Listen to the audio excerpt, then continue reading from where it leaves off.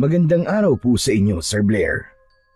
Sana ay palagi kayong nasa maayos na kalagayan at pati na rin po ang mga taga-subaybay sa inyong YouTube channel. Ang kwento pong aking ibabahagi ay nangyari noong 11 taong gulang pa lamang ako. Hindi ko na lamang po babanggitin ang lugar kung saan ito nangyari. Ang karanasan kong ito ang nagturo sa akin na hindi dapat tayo nang huhusga base sa panlabas na anyo ng isang nilalang dahil madalas kung sino pa ang hindi mo inaasahan ay siya pa palang magiging kakampi mo. Itago niyo na lamang po ako sa pangalan na Janus. At ito ang aking kwento. 9 taong gulang ako nung namatay ang nanay ko dahil sa isang sakit. Ang tatay ko ay nagmamay-ari ng malaking taniman ng mais sa aming baryo. Kaya naman, masasabi ko na maginhawa ang aming buhay. Pero bukod sa pagiging negosyante, kilala rin si tatay bilang isang magiting at mahusay na manunugis ng mga aswang. May ginagamit siyang balaraw na nagmula pa sa isang mahusay na antingero na nakilala ni tatay nung binata pa siya. Inakala ko na kami na lang ni tatay ang magkasama habang buhay. Ngunit matapos ang 1 taon ng pagkamatay ni nanay, ay nagkaroon bigla ng nobya ang tatay ko, si Tita Fiona. Dahil mahal na mahal ni tatay si Tita Fiona, ay hinayaan niyang manirahan ito sa bahay namin, kasama ang binatang anak ni Tita Fiona sa pagkadalaga na si Rodel. Nung umpisa ay napakabait ni na Tita Fiona at Rodel sa akin. Itinuring ako ni Tita Fiona na parang tunay niyang anak, habang si Rodel naman ay madalas na makipaglaro sa akin at siya pa nga ang naghahatid sa akin sa paaralan kung minsan. Hinding-hindi ko makakalimutan ang 11 kaarawan ko, Sir Blair. Sa araw kasi na yon, tuluyang nagbago ang takbo ng buhay ko.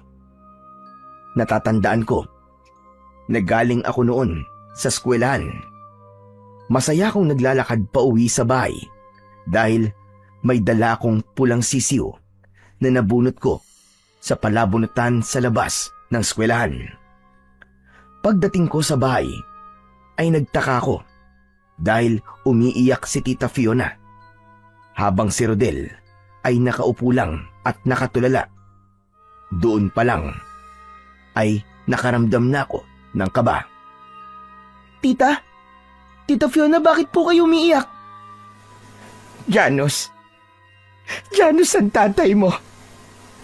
Wala na siya. Wala na ang tatay mo. Po, paanong wala na po si tatay? May pinuntahan po ba siya?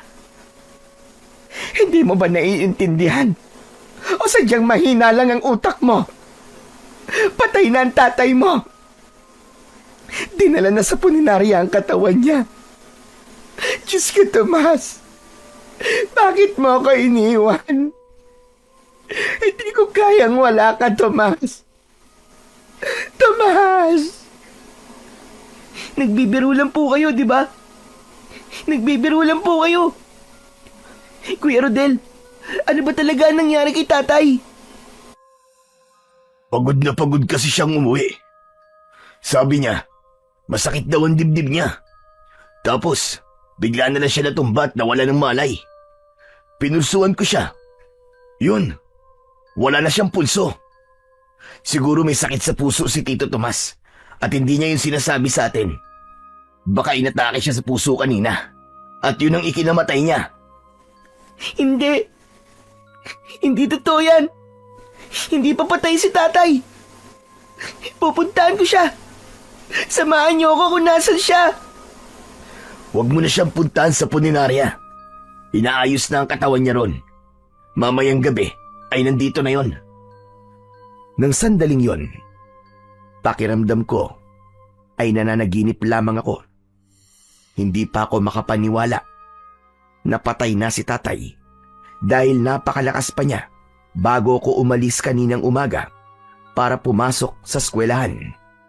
Niyakap pa nga niya ako ng maigpit na bihira niyang ginagawa. Kaya pala niya ako niyakap ng ganon. Kasi yun na pala ang huling beses na magagawa niya yon sa akin. Saka lang ako naniwalang patay na ang tatay ko nang dalhin na sa bahay ang bangkay niya na nasa loob ng kabaong. Unang gabi pa lang ng lamay niya ay napakarami ng tao ang nagpunta para makiramay. Karamihan sa kanila ay yung mga nailigtas ni tatay sa mga aswang nung buhay pa siya. Hindi ako umalis sa tabi ng kabaong ni tatay. Iyak lang ako ng iyak doon habang nakatingin sa mukha niya. Habang umiiyak ako, ay nagulat ako nang lumapit bigla si Tita Fiona sa akin at tinapik niya ako sa braso. Tama ng pag-iyak-iyak mo dyan. Kanina ka pa umiiyak ka. Hindi ka ba nauubusan ng luha? Tumulong ka muna sa amin ni Rodel sa pag-aasikaso sa mga bisita. Pero tita, ayoko pong umalis sa tabi ni tatay. Dito lang po ako. Hindi naman aalis ang tatay mo kasi patay na siya. Huwag kang parang senyorito rito, ha? At tumulong ka sa amin. Ikaw nga dapat na mas kumilos dahil anak ka ng patay. Sige na, tama ng iyak.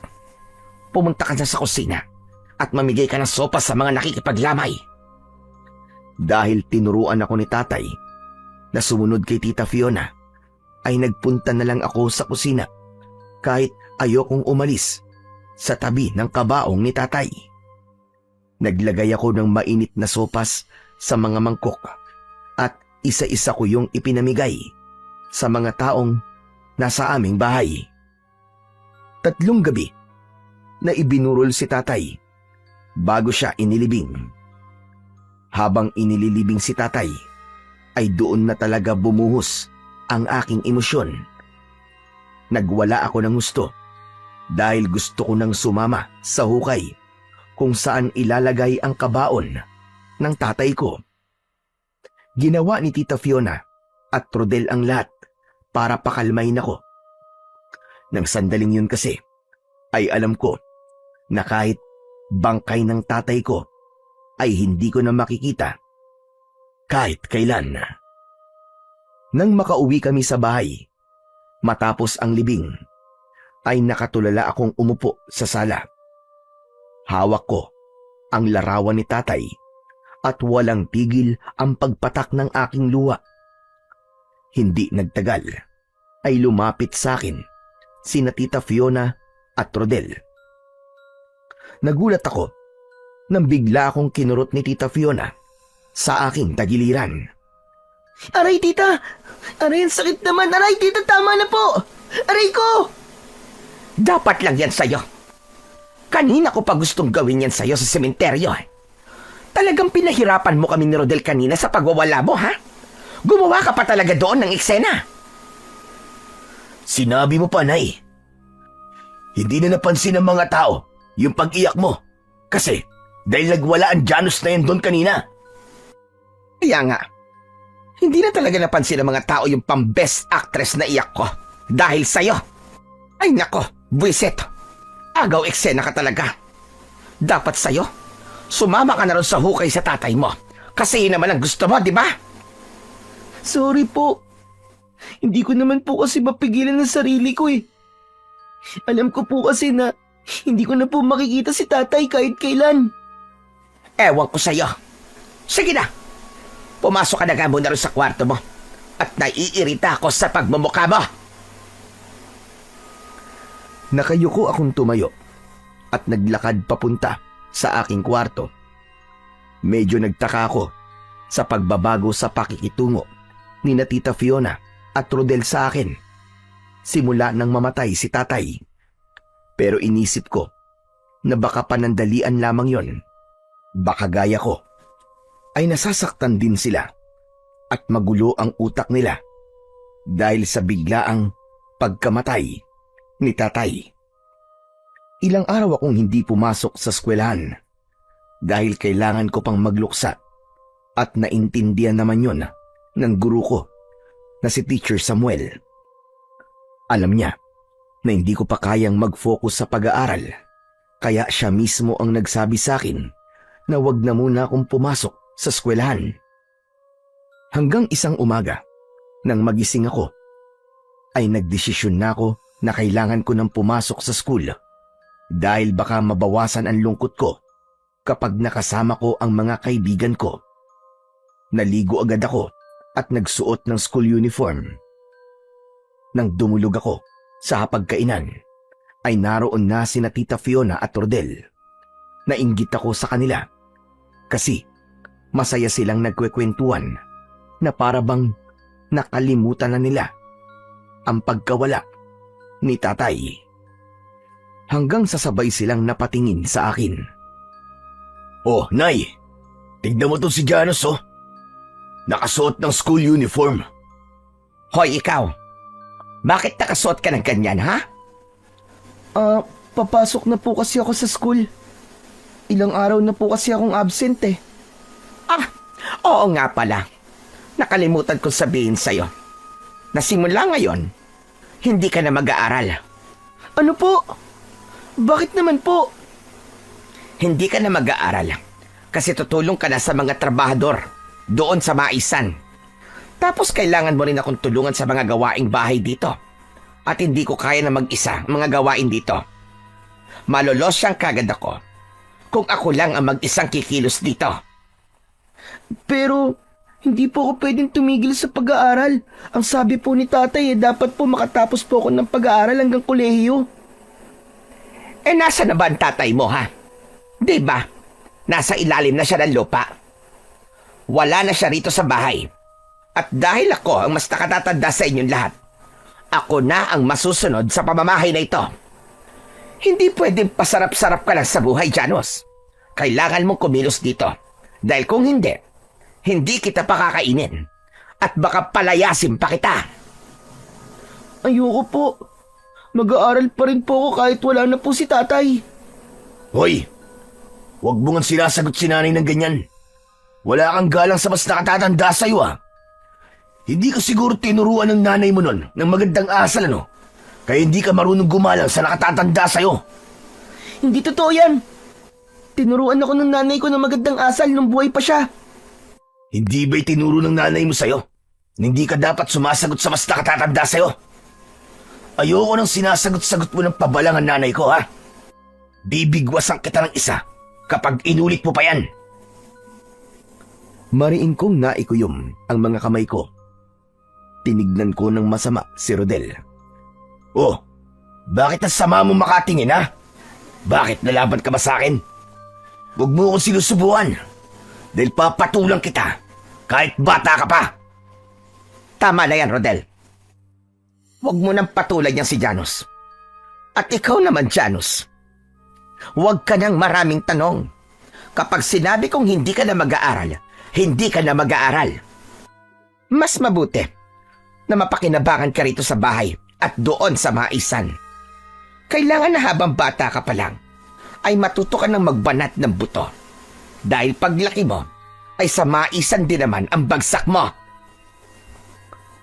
Kahit gusto kong tumutol sa sinabi sa akin ni Tita Fiona, ay mas pinili ko na lamang ang tumahimik. Nang sandaling yon, naramdaman ko na kahit na ano pang sabihin ko, ay hindi ako mananalo sa kanila. Dahil bata ako.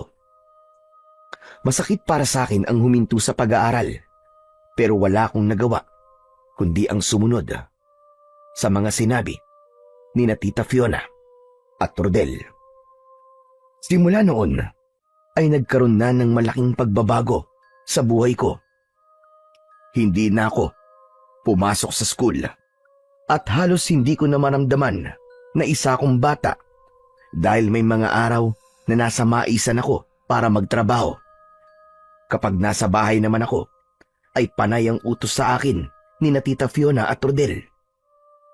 Nakakapagpahinga lang ako tuwing matutulog ako sa gabi. Doon na ako natutong maglinis ng bahay at magluto. Isang hapon, habang nagwawalis ako sa harapan ng aming bahay, ay nagulat ako nang dumating bigla si Teacher Samuel. Nakangiti siyang lumapit sa akin. "Janus, kumusta ka na?" Ayos lang po, teacher. Ano pong ginagawa niyo rito? Kasi naman mag-iisang buwan ka nang hindi pumapasok sa school eh. Natatakot ako na baka i-drop ka na ng school. Alam ko na masakit pa rin sa'yo ang pagkawala ng tatay mo. Pero meron kasi tayong sinusunod na mga regulations sa school. Ano kasi, teacher ano po Hindi ko na nagawang ituloy ang sasabihin ko dahil nagmamadaling lumabas si Tita Fiona sa bahay. Lumapit siya sa amin at inakbayan niya ako. Eka, hindi ba ikaw ang teacher ni Janus? Ako nga po. Ako po si Teacher Samuel.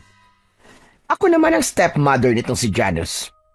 Ako nang tumatay yung guardian niya ngayon. Ano palang meron at nandito ka? Nag-aalala lang po kasi ako kay Janus. Mag-iisang buwan na po kasi siyang hindi pumapasok sa school. Ganun ba? Kahit nga ako ay nalulungkot. Kasi ayaw nang bumalik ni Janus sa pag-aaral.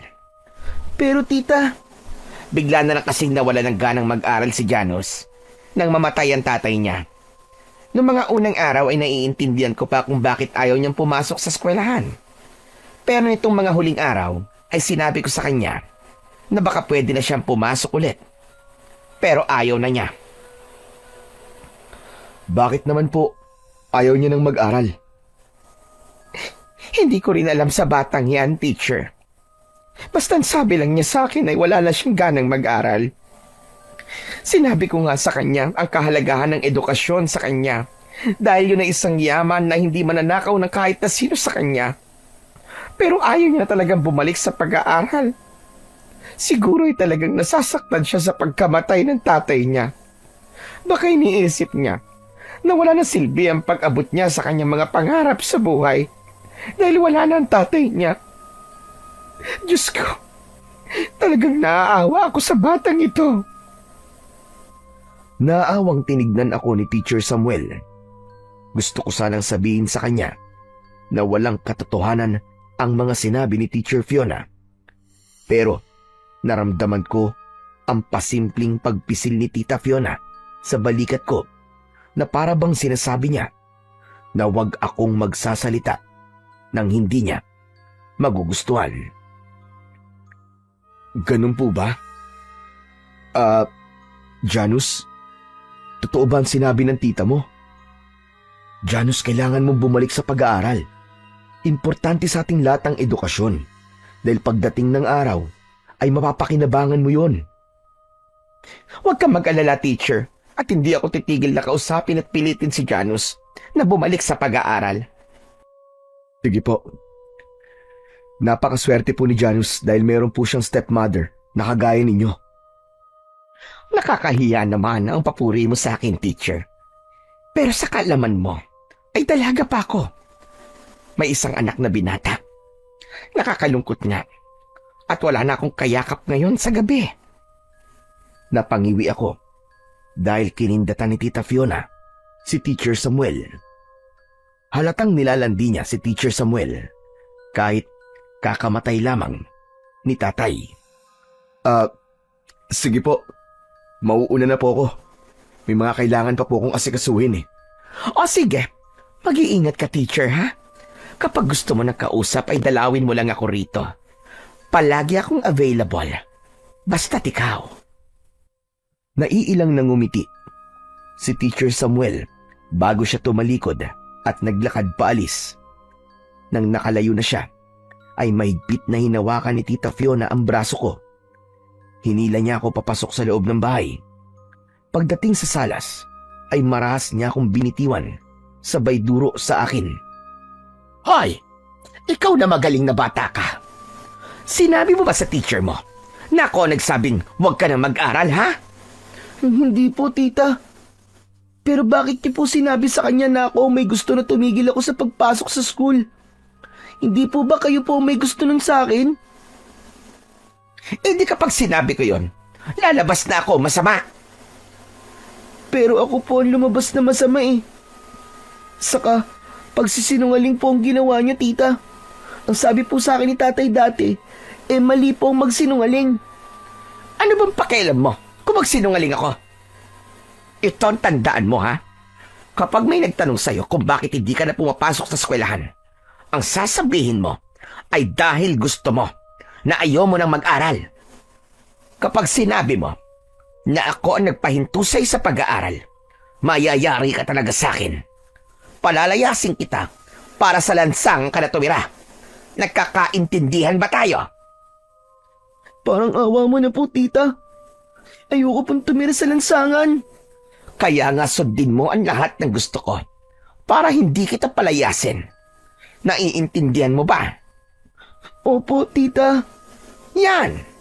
Ganyan nga, Janus. Matuto kang sumunod sa akin. Ngayon, gusto ko maglinis ka naman sa kwarto ko. Ang kapal na ng alikabok doon. Wala ka talagang pagkukusa, talagang hinihintay mo pang utusan kita. Hala! Kilos! Nagmamadali kong sinunod ang utos sa akin ni Tita Fiona. Kinuha ko kagad ang walis at pamunas bago ko magtungo sa kwarto niya. Nagsimula ako sa pagpupunas sa mga gamit na naroon. Nang sandaling yon, ay sinabi ko sa sarili ko na susundin ko na lamang si Tita Fiona para hindi ako mapalayas. Hindi ko pa alam nung mga panahong yon na mas may karapatan ako sa bahay na yon kesa sa kanila dahil bata pa ako. Habang naglilinis ako sa kwarto ni Tita Fiona, ay natigilan ako nang makita ko ang balaraw ni tatay. Nakalagay yon sa isang frame at nakasabit yon sa dingding. Pinagmasdan ko ang balaraw. Noon pa man ay manghang-mangha na ako sa disenyo ng balaraw ni tatay. May mga nakaukit na simbolo sa hawakan at talim nun. Ang sabi sa akin ni tatay ay mabisang panlaban sa mga aswang ang balaraw na yon dahil meron yung dasal mula sa isang magaling na antingero. Kahit isang saksak lang ng balaraw ay malaking pinsala na kagad ang makukuha ng isang aswang. Nagulat ako nang biglang pumasok sa kwarto si Rodel. Ngumisi siya nang makita niya kong nakatingin ako sa balaraw. Hoy ikaw, bakit mo tinitignan yan, ha? Naalala ko lang po si tatay. Yan po kasi ang ginagamit niya sa pakikipaglaban sa mga aswang nung buhay pa siya. At ako na ang susunod na gagamit niyan kapag may aswang na sumalakay dito. Sigurado ako na kapag ginamit ko yan, ay hahangaan din ako ng mga tao gaya ng paghanga nila noon kay Tito Tomas. Pero, Kuya Rodel, ang sabi po kasi sa akin ni tatay nun, sa akin yan ni Papa Mana. Hindi ba? Sinanay niya ako nun sa paggamit niyang balaraw. Nagpapatawa ka ba? Sa tingin mo ba ay kaya mo nang makipaglaban sa mga aswang? Kay bata-bata mo pa? Ang sabi ni tatay, wala daw sa edad ang pakikipaglaban sa mga aswang. Basta meron daw akong lakas ng loob, ay kaya kong maging isang manunugis. Sinabi niya yun sa'yo? Kalokohan. Baka nga maihi ka sa sobrang takot kapag nakakita ka ng aswang eh. Huwag kang ilusyonado. Ako ang gagamit ng balaraw na yan at hindi ikaw. Pero ako ang anak ni tatay. Kaya ako ang dapat na gumamit niyan. Bakit? Inaangkin ko ba ang tatay mo, ha? Sinabi ko ba na anak niya ako? Hindi naman, di ba?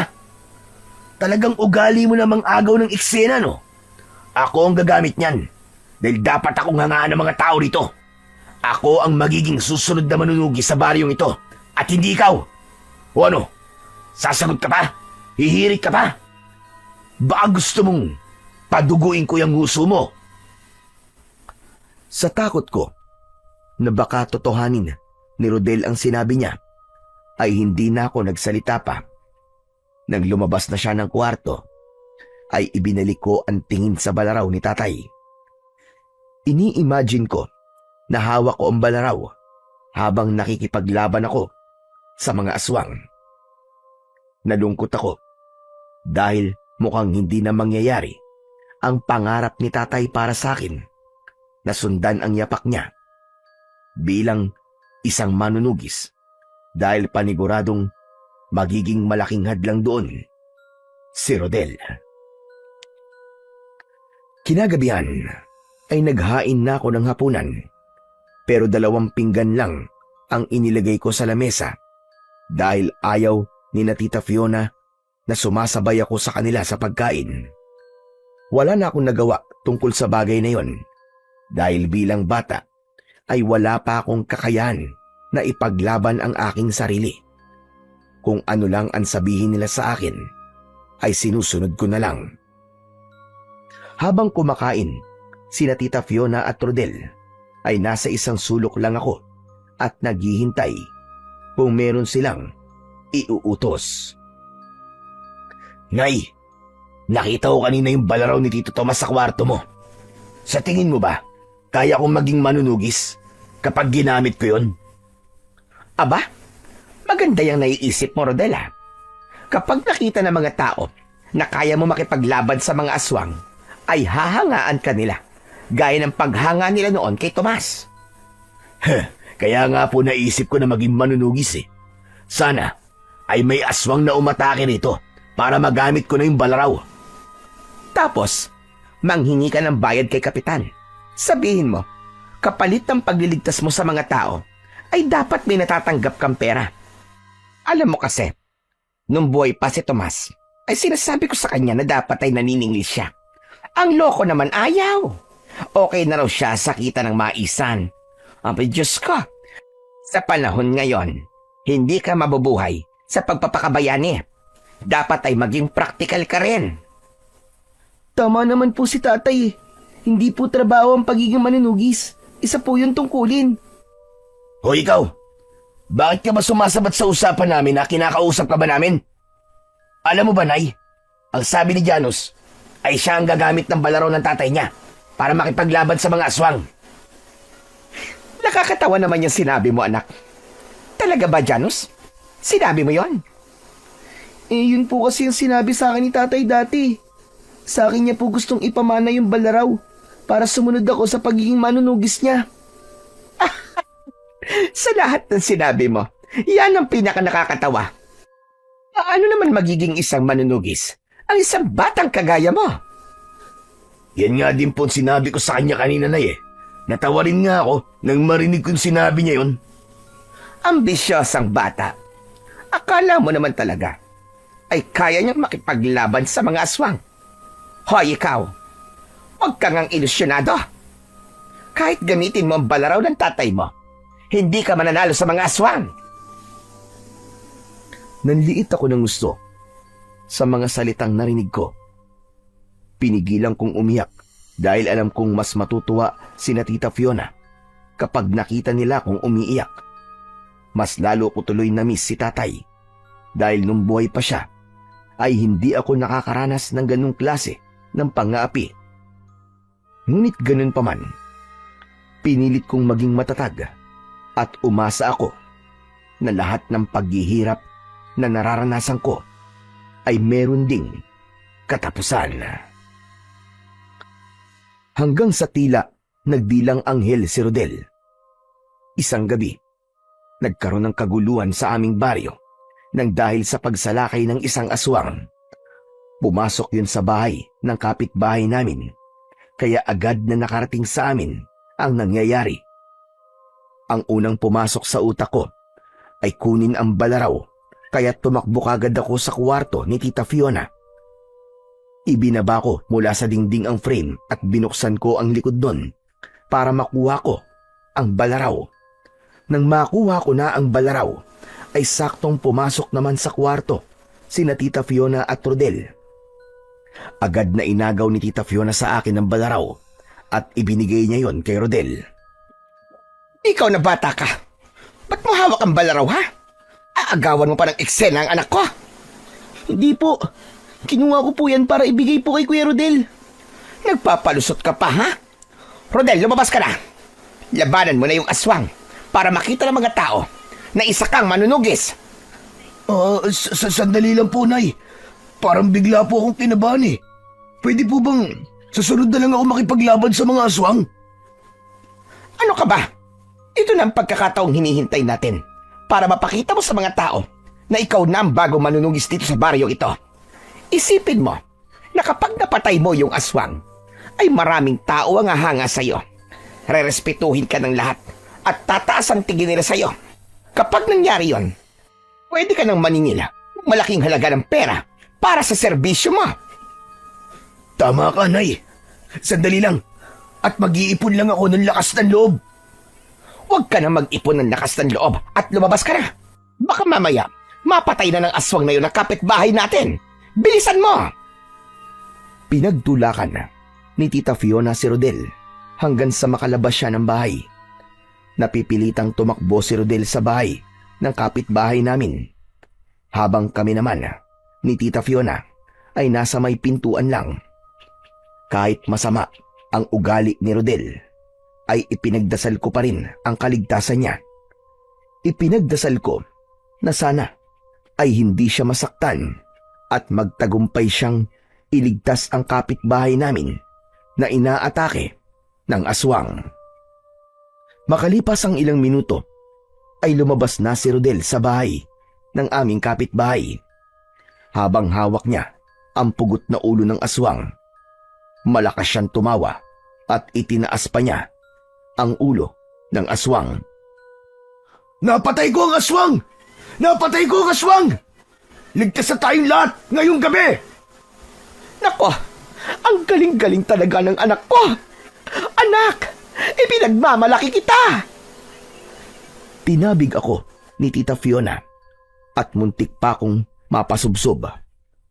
Mabilis siyang naglakad palapit kay Rodel. Niyakap niya si Rodel at nagmamalaki niyang ipinagsigawan sa mga tao na anak niya si Rodel. Malungkot akong napatingin dahil halo-halo ang naramdaman ko ng sandaling yon.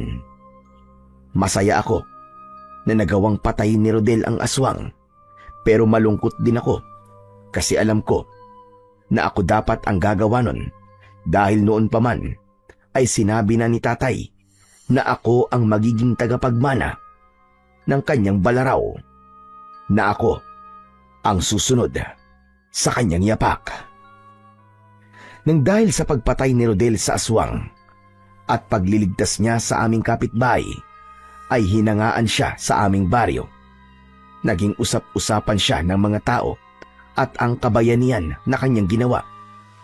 Yun din ang naging dahilan para mas lalong yumabang si Rodel.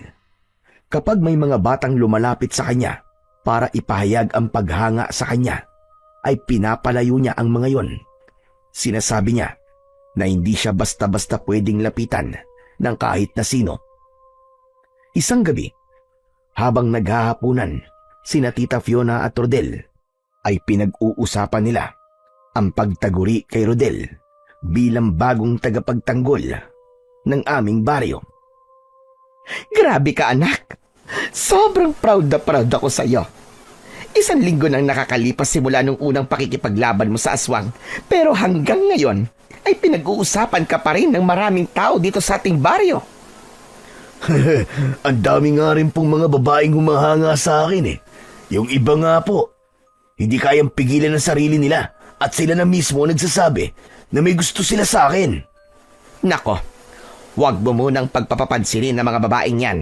Ang pagtuunan mo ng pansin ay ang pakikipaglaban mo sa mga aswang. Alam mo naman na madalas may sumasalakay na aswang dito, kaya hindi malabong sa mga susunod na gabi ay may aswang ka na namang lalabanan. Huwag kang mag-alala, Nay. Kayang-kaya ko ang lahat ng aswang na sasalakay dito. Basta nasa akin yung balaraw. Pero alam mo, Nay, totoo nga yung kapangyarihan ng balaraw ni Tito Tomas. Nung ginamit ko kasi yon sa pagpatay dun sa aswang, ay naramdaman ko na para bang may sumapi sa akin, tapos kusa nang gumalaw ang katawan ko. Mabuti na lang talaga. At hindi sinabi ni Tomas na isama sa libingan niya ang balaraw na yon. Oo nga pala. Kinausap ko na kanina si Kapitan. Sinabi ko na kailangan magbayad ng mga tao sa'yo bilang kapalit ng pakikipaglaban mo sa mga aswang. Talaga po? Ano po sabi ni Kapitan? Aba, ayaw pa niyang pumayag nung una. Sinabi niya na nung si Tomas daw ang manunugis dito, ay wala naman daw silang binabayaran. Pinaintindi ko sa kanya na isinusugal mo ang buhay mo at kung hindi sila magbabayad, ay hindi ka makikipaglaban sa mga aswang. Ayun, mukhang natakot ang loko, kaya pumayag na siya. Ang galing niyo talagang makipagnegosasyon, Nay. Hanga talaga ako sa inyo. Kaya dapat ay may parte ako sa perang ibabayad sa'yo, ha? Sa susunod na linggo, ay magsisimula na magbigay si Kapitan ng pera sa'yo. Huwag kang mag-alala, Nay. Hindi ka mawawalan. Malakas na tumawa sina Tita Fiona at Rodel. Hindi ko na napigilan ang sarili ko na makisali sa kanilang usapan dahil gusto kong maliwanagan ang kanilang pag-iisip. Pasensya na po kung makikisabat po ako sa usapan nyo Pero mali po ang humihingi po kayo ng pera kapalit ng pagiging manunugis ni Kuya Rodel. Hindi po kasi talaga nagpapabayad noon si tatay Huwag mong itulad si Rodel sa tatay mo. Wala kasing utak ang tatay mo. Mas lalo sana siyang yumaman kung sinunod niya ang payo ko sa kanya. Alam po kasi ni tatay na hindi mayaman ang mga tao rito. Saka hindi po trabaho ang tingin niya sa pagiging manunugis. Ginusto po niyang maging manunugis para magkaroon po ng tagapagtanggol ang baryo natin laban po sa mga aswang. Hindi po gawing trabaho. Sus, ang sabihin mo, naiinggit ka lang sa akin. Kasi hindi ka ang gumagamit ng balaro ngayon. Ang dami mo pang sinasabi. Aminin mo na lang, nainggit ka. Hindi po ako naiinggit sa inyo, kuya. Tanggap ko nang ikaw ang bago manunugis sa baryo natin. Pero gusto ko lang pong ipaalala sa inyo na hindi po dapat kayo maningil sa mga tao kasi mahirap po ang buhay nila. Sa tingin mo ba, ay susundin namin yung pinagsasabi mo? Ano bang alam ng isang batang kagaya mo, ha? Panira ka palagi ng moment naming mag-ina. Huwag mo nang pansinin niyang si Janus, Nay. Inggit lang yan. Kumain na lang tayo. Kasi, ang sarap nitong lityong manok. Napayuko ako sa mga salitang narinig ko sa mag-ina. Alam ko na kung naroon lang si tatay, ay tututol din siya sa ginagawa ni na Tita Fiona at Rodel. Malaki kasi ang puso ni tatay pagdating sa pagtulong sa mga tao, lalo na sa mga nakatira sa baryo namin. Palagi niyang sinasabi na ang Diyos na ang bahalang gumanti sa kanya sa mga pagtulong na kanyang ginagawa. Wala na akong nagawa para pigilan sina Tita Fiona sa pagpapabayad ng mga tao kay Rodel sa pagiging manunugis niya. Muling napatunayan ni Rodel ang pagiging manunugis nang sa dalawang magkasunod na gabi na biglang umatake na naman ng aswang sa baryo namin. Labis ang pagpapasalamat ng mga tao sa kanya at sa maikling panahon ay nakuha niya na kagad ang pangarap niya na hangaan siya ng mga tao.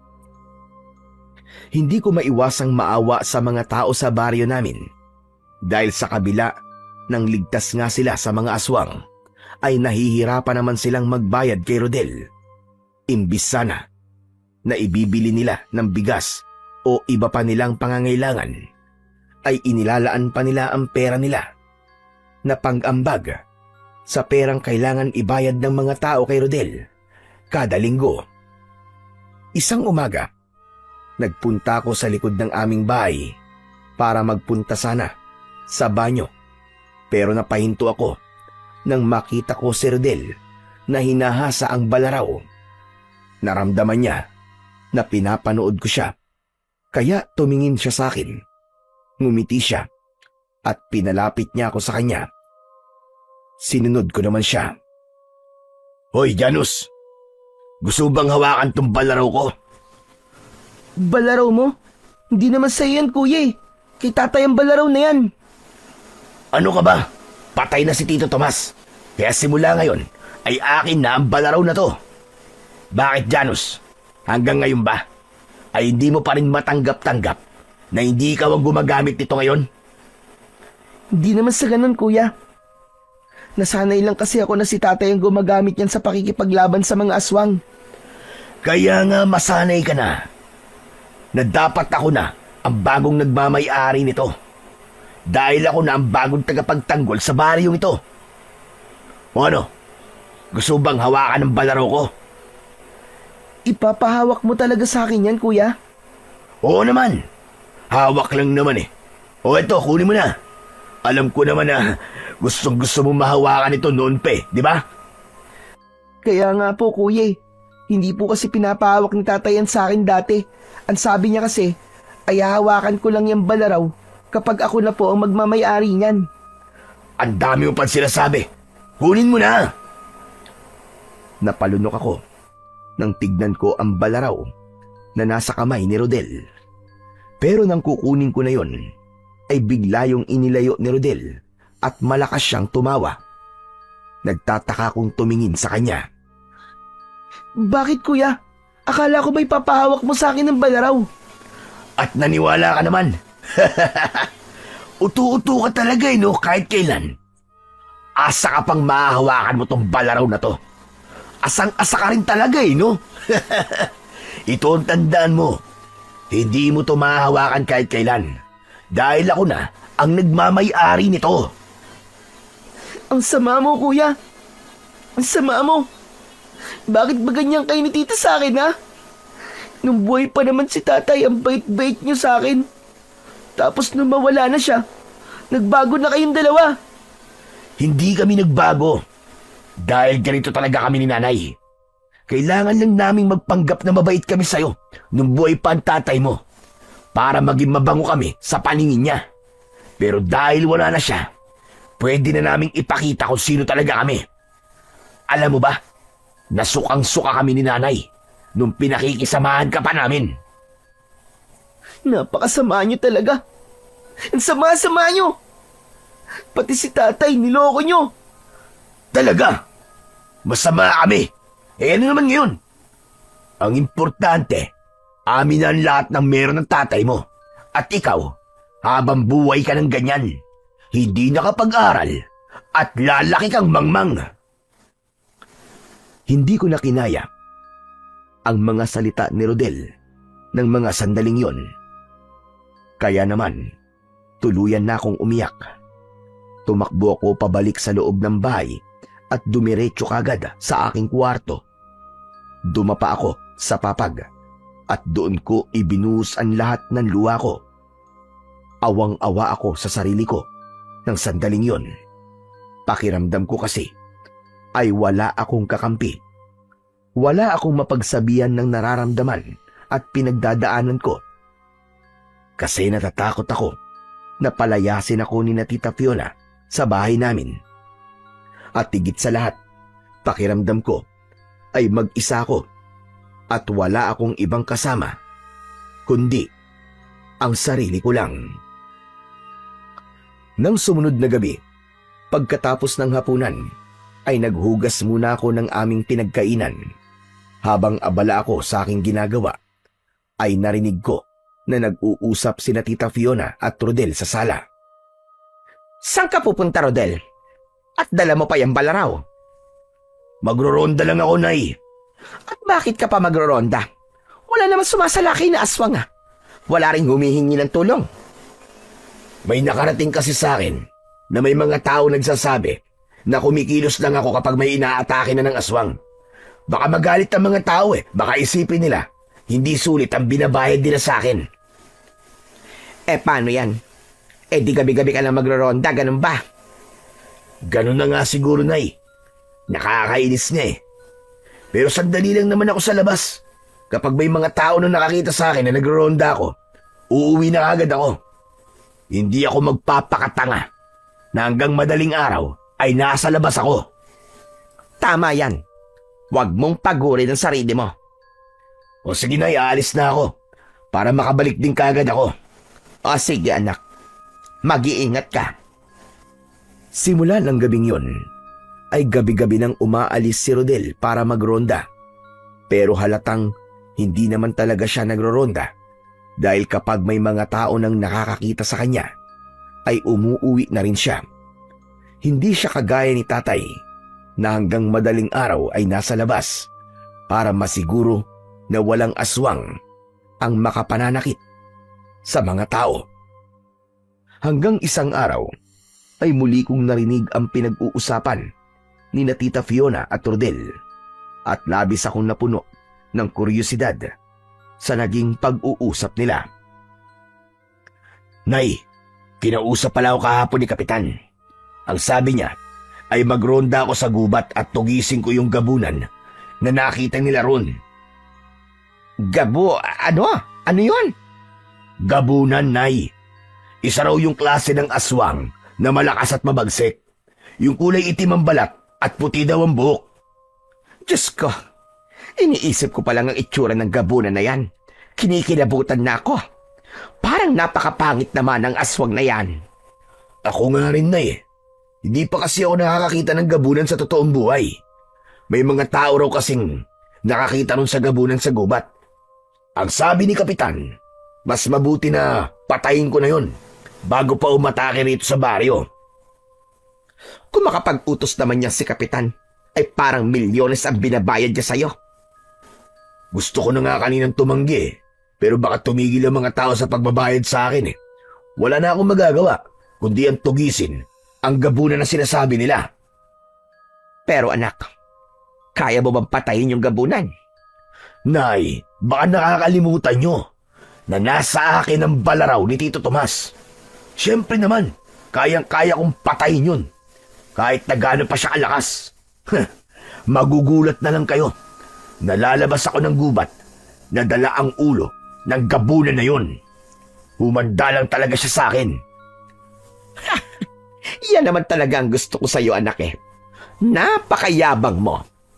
Ang ibig ko sabihin malaki ang tiwala mo sa sarili mo. Pero mabuti na lang talaga at nasa iyo ang balaraw ni Tomas. Kasi nang dahil dyan, ay bigla kang naging isang manunugis. Pero wag kang mag-alala, kasi kakausapin ko pa rin si Kapitan. Sasabihin ko sa kanya na kapag napatay mo ang gabunan na yon, ay dapat dagdagan nila ang ibabayad sa iyo.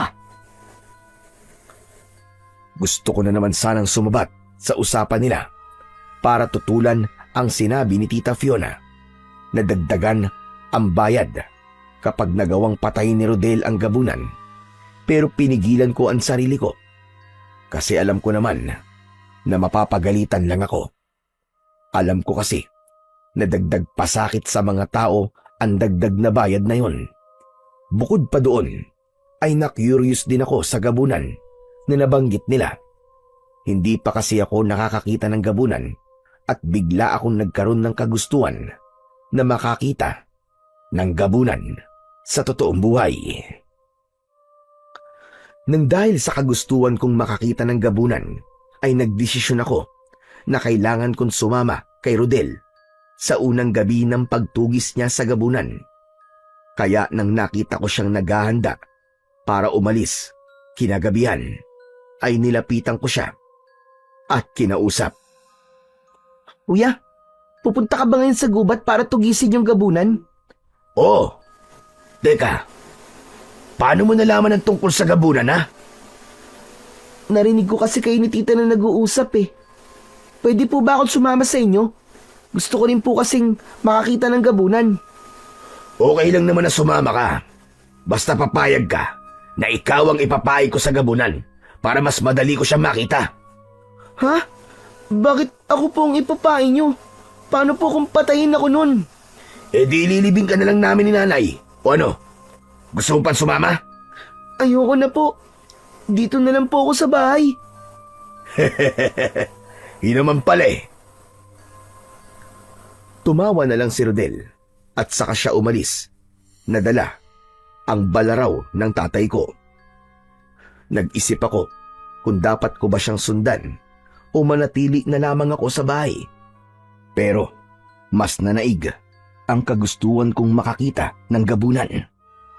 Kaya sinilip ko si Tita Fiona sa kwarto niya at nang malaman ko na mahimbing na siyang natutulog, ay yun ang naging hudyat ko para sundan si Rodel. Nagmamadali akong lumabas ng bahay at sinundan ko si Rodel.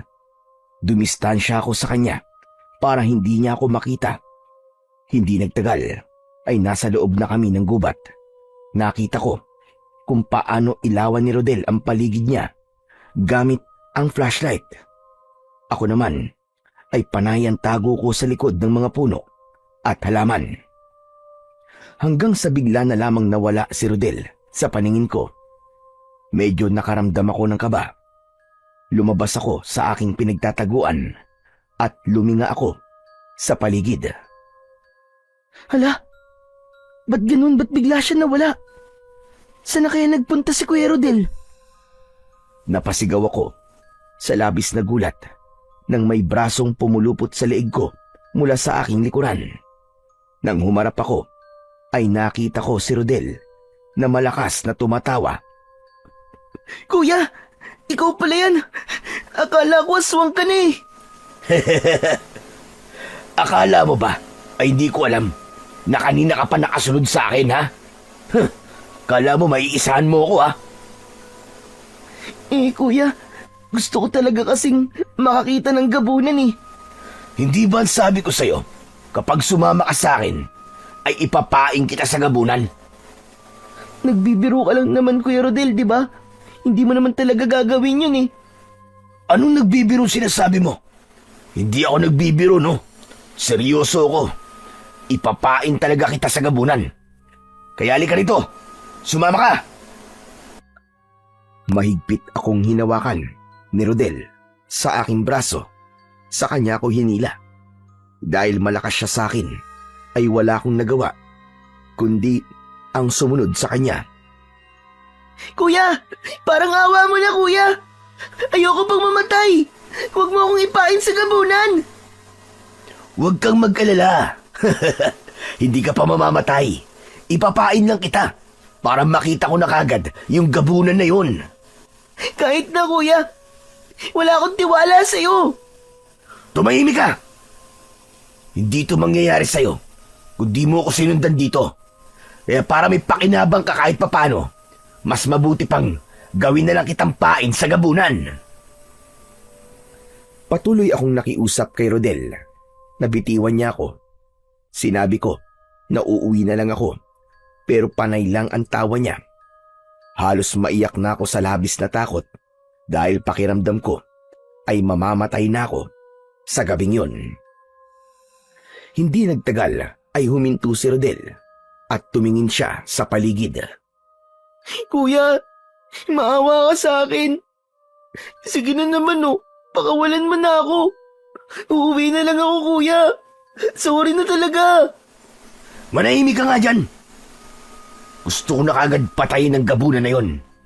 Dahil ayoko magpabalik-balik dito sa gubat. Diyan ka lang, ha? Hoy, gabunan! Nasaan ka? Magpakita ka sa akin. May dala akong bata dito para sa'yo. Iaalay ko ang batang to sa'yo. Nang sa ganun, may makain ka ngayong gabi. Kung gusto mo siyang kainin, lumabas ka at kunin mo siya sa akin. Gabunan! Magpakita ka! Kuya, tama na. Please. Natatakot na ako, Kuya. Tama na. Uuwi na lang ako. Tumahimik ka nga. Gabunan! Magpakita ka na. Huwag ka nang umarte dyan. Kunin mo na ang batang to kung gusto mong makain ng sariwang karne. Gabunan! Magsasalita pa sana ako nang may narinig kaming kaluskos mula sa aming unahan. Nanlaki ang mga mata ko nang mula sa isang makapal na halaman ay unti-unting lumabas ang isang nilalang na may nakakatakot na itsura. Kulay itim ang balat niya at mahaba ang puti niyang buhok. Pulang-pula ang kanyang mga mata na animoy nagbabagang bolang apoy. Meron siyang mahaba at matutulis na mga ngipin. Alam ko na yun na ang gabunan na tinutukoy ni Kapitan. Gusto kong makakita ng gabunan sa personal, pero nang nasa harapan ko na siya, ay para bang mahihimatay na ako sa sobrang takot. Sa wakas, nagpakita ka rin sa akin, gabunan. Sabi ko na nga ba at hindi mo matitiis ang alay ko sa'yo. Kuya, please. Huwag mong gawin sa akin to, kuya. Maawa ka, huwag mo akong ialay sa kanya. Tumahimik ka nga, ang ingay mo. O gabunan, heto, sa'yo na ang batang ito. Gawin mo kung anong gusto mo sa kanya. Kainin mo, patayin mo. Ikaw na ang bahala. Malakas akong itinulak ni Rodel. Napasubsob ako sa lupa at mas naging maliit ang distansya ko sa gabunan. Nakita ko ang gabunan na titig sa akin. Tumutulo ang malapot na laway mula sa bibig niya. Nakatingin siya sa akin na para bang isa akong napakasarap na pagkaing nakahain sa kanyang harapan. Unti-unting lumapit ang gabunan sa akin. Nang halos isang dipa na lamang ang layo ng gabunan, ay doon na kumilos si Rodel. Mabilis siyang tumakbo papunta sa gabunan. At dahil nasa akin ang atensyon ng gabunan, ay hindi niya napansin ang paglapit sa kanya ni Rodel. Inundayan ni Rodel ng dalawang magkakasunod na malakas na saksak ang gabunan gamit ang balaraw. Isa sa tiyan at isa sa dibdib. Napaatras ang gabunan at bakas sa mukha niya ang labis na sakit. Alam ko na kung normal na patalim ang ginamit ni Rodel, ay hindi magtatamo ng matinding pinsala ang gabunan. Pero dahil sa makapangyarihan ang balaraw ng tatay ko, ay parang tinadtad ng saksak ang epekto nun sa gabunan. Sasaksakin sana ulit ni Rodel ang gabunan, pero nagawang makailag ng gabunan. Malakas na itinulak ng gabunan si Kuya Rodel. Nang matumba siya, ay nagkaroon ng pagkakataon ang gabunan para tumakbo papalayo. Sinubukan pang habulin ni Rodel ang gabunan, pero mabilis siyang nawala sa paningin namin at hindi na namin nalaman kung saan pa yon nagsuot. Anak ng malas talaga! Nakawala pa ang hayop. Sayang, dapat pala ay pinagsasasaksak ko na siya sa leeg. Marahan akong tumayo. Nanginginig ako dahil sa labis na takot. Ang akala ko talaga ay katapusan ko na kanina. Nanlilisik ang mga mata ko nang tignan ko si Rodel. Sinugod ko siya at pinagsususuntok ko ang kanyang tiyan. Paano mo nagawa sa akin yung kuya? Paano mo nagawa sa akin yun? Bakit kailangan mo akong ipain sa gabunan? Ang sama-sama mo. Paano? Kung napatay niya ako, ha? Napaka-arte mo naman, Janus! Bakit? Namatay ka ba? Magpasalamat ka nga't buhay ka pa. Dahil sa akin. Hindi kita mapapatawad. Hindi kita talaga mapapatawad. Galit ako sa'yo. Galit na galit. Wala akong pakialam kung galit na galit ka sa akin. At wala akong pakialam sa nararamdaman mo. Saka naging effective naman yung pagpaing ko sa'yo, di ba? O ano, nakita mo na? Lumabas kagad yung gabunan. Kahit tape. Kung nandito lang sana si tatay, hindi ganyan ang gagawin niya para mapatay niya yung gabunan. Hindi ka karapat-dapat na maging manunugis kasi ipapahamak mo ang ibang tao para lang makapatay ka ng aswang. Katulad ka rin nila. Wala kang pinagkaiba sa aswang. Hoy! Hindi ikaw ang magsasabi kung karapat-dapat akong maging manunugis, ha? Bakit? Sino ka ba, ha? At saka kahit anong sabihin mo, isa na akong manunugis ngayon at walang makakapagpabago nun. Habang nasa akin ang balaro na to, ay isa akong mahusay na manunugis. Sana ay mawala ng kapangyarihan ng balaraw na yan. Sigurado ako na kung magiging isang normal na patalim lamang yan, ay hindi mo na kaya makipaglaban sa mga aswang. Nagulat ako nang malakas akong sinampal ni Rodel. Sa lakas ng sampal niya na yon ay para bang humiwalay sandali ang aking kaluluwa sa katawan ko. Sinapu ko ang aking pisngi at hindi na ako makapaniwalang tumingin kay Rodel. Alam kong masama ang ugali niya pero hindi ko akalain na kaya rin niya akong saktan ng pisikal. Tumigil ka na ha! Kapag ako hindi nakapagpigil sa'yo, hindi lang yun ang makukuha mo. Baka bugbugin pa kita. Magpasalamat ka na lang at buhay ka. Buwisit, makauwi na nga. Naglakad na si Rodel palabas ng gubat. Wala na akong nagawa, kundi ang sumunod sa kanya dahil natakot ako na baka balikan ako nung gabunan. Kinabukasan ng umaga, sa almusal, ay ikinuwento ni Rodel kay Tita Fiona ang nangyari. Sinabi rin niya na nagalit ako dahil ipinain niya ako sa aswang na gabunan. Imbis na pagalitan ni Tita Fiona si Rodel, ay ako pa ang pinagalitan niya. Sinabi niya na dapat daw ay magpasalamat na lang ako dahil naging bahagi ako ng pagtugis ni Rodel sa sinasabing gabunan. Ano nangyari? Napatay mo ba yung gabunan, anak? Hindi nga po eh. Pero nasaksak ko siya gamit yung balaraw. Isa sa tiyan at isa sa dibdib. Hindi ba kapag nasugatan ng aswang gamit ang balaraw na yon ay manghihina siya at matagal na gagaling ang sugat niya? Tama. Natatandaan ko na sinabi nga yan ito mas sa akin dati. Kaya dapat ay samantalahin mo na sugatan pa rin ang gabunan na yon. Mas madali mo siyang mapapatay sa kalagayan niya ngayon. Huwag mo nang palampasin ang pagkakataon mong ito, anak. Huwag kang mag-alala, Nay. Dahil mamayang gabi ay pupunta ulit ako sa gubat at sisiguraduhin ko na mapapatay ko na ang gabunan na yon. Oo nga pala, kausapin niyo na mamaya si Kapitan ha. Sabihin mo sa kanya na mapapatay ko na yung gabunan. Kaya dapat ay maganda na siya ng dagdag na bayad para sa akin. Oo na.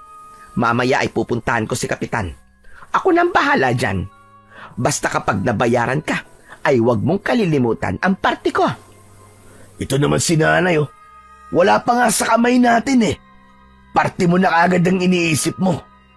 Aba, mabuti na ang pinapaalala ko lang sa'yo. At baka magkalimutan pa. Nang matapos ng kumain, sina Tita Fiona, ay saka lang ako kumain. Habang kumakain ako, ay bumalik sa alaala ko yung gabunan na nakaharap ni Rodel nung nakaraang gabi. Sigurado ko na nanghihina pa rin yun hanggang sa sandaling yun dahil sa sugat na nakuha niya mula sa makapangyariang balaraw. Hanggang sa isang ideya ang pumasok sa utak ko. Isang ideya para isabotay ang pagpatay ni Rodel sa gabunan. Hindi pa rin kasi nawala ang galit ko sa kanya dahil sa ipinain niya ako sa gabunan at muntik na akong mamatay. Nagkaroon ako ng kagustuhan na gumanti sa kanya sa isang paraan na hindi niya aakalain. At ang naisip kong paraan para gumanti ay ang unahan si Rodel sa pagpatay sa gabunan. Nang matapos ko ang mga dapat kong gawin, ay umalis ako sa bahay na may dalang itak. Sinabi ko kay Tita Fiona na kukuha lang ako ng panggatong sa gubat, pero ang totoo ay hahanapin ko ang gabunan para patayin. Malakas ang loob ko na gawin yon dahil alam ko na mahina pa rin ang gabunan at kahit bata ako at wala sa akin ang makapangyarihang balaraw, ay walang magiging laban ang gabunan sa akin. Isa pa, umaga, kaya alam kong mahina ang kahit na anong uri ng aswang kapag meron pang araw. Pagdating ko sa loob ng gubat, ay agad kong sinimulan ang paghahanap sa gabunan. Humanda ka talaga, Kuya Rodel. Akala mo yata ay basta ko na lamang palalampasin ang ginawa mo kagabi? Tignan natin ngayon kung di ka mapahiya sa lahat kapag ako nakapatay sa gabunan. Bumalik ako sa kung saan nagpakita sa amin ang gabunan nung nakaraang gabi. Nakita ko ang bakas ng natuyong dugo sa lupa at sinundan ko yun. May kaba akong nararamdaman pero pilit ko yung pinaglabanan dahil mas nanaig sa akin ang kagustuhan kong gumanti kay Rodel at ipahiya siya. Makalipas ang halos kalahating oras ng paglalakad, ay nagtaka ko dahil nawala na ang bakas ng dugo. Luminga ako sa paligid at naghanap ako ng lugar na maaaring pagtaguan ng gabunan. Nasaan kaya ang gabunan na yun? Saan kaya siya nagtatago? Sigurado ako, nasa paligid lang siya. Hindi na yun makakalayo dahil sa mga sugat niya. Nandito lang yun sa paligid. Naglakad-lakad pa ako ng kaunti hanggang sa may napansin akong isang kuweba na may maliit na pasukan. Sa tingin ko ay kayang pumasok doon ng isang tao basta't yuyuko siya. Bigla kong nagkaroon ng kakaibang pakiramdam sa kuweba na yon.